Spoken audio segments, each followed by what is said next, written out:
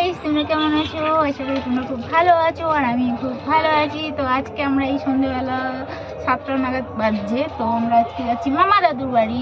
তো মামা দাদুর বাড়ি যাবো, একটু কথাবার্তা বলবো, একটা আর্জেন্ট দরকার আছে, সেই কারণে আমরা যাচ্ছি। তো আমরা যাচ্ছি মামা দাদুর বাড়িতে, ওখানে একটু আড্ডা দেবো, একটু বসবো, একটু দরকারি কাজ মেটাবো, তারপর বাড়ি চলে আসবো।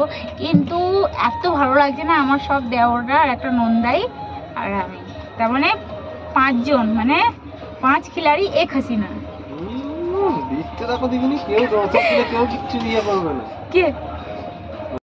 আমি কি বলছিলাম গাইস, তো আমরা যাচ্ছি এখন মামা দাদুর বাড়ি। কেউ না কেউ ডিস্টার্ব করে যাচ্ছে, তো যাই হোক, ওখানে কি করলাম না করলাম পরের ভিডিও আমরা দেখাবো। এখন আমরা আছি, মিষ্টি কিনতে গেছি আমার নন্দাই, তো আমরা এই অটোতে বসে বসেই ভিডিও বানাচ্ছি। গাইস দেখো, এই যে মামা দাদুর বাড়ি চলে এসেছি।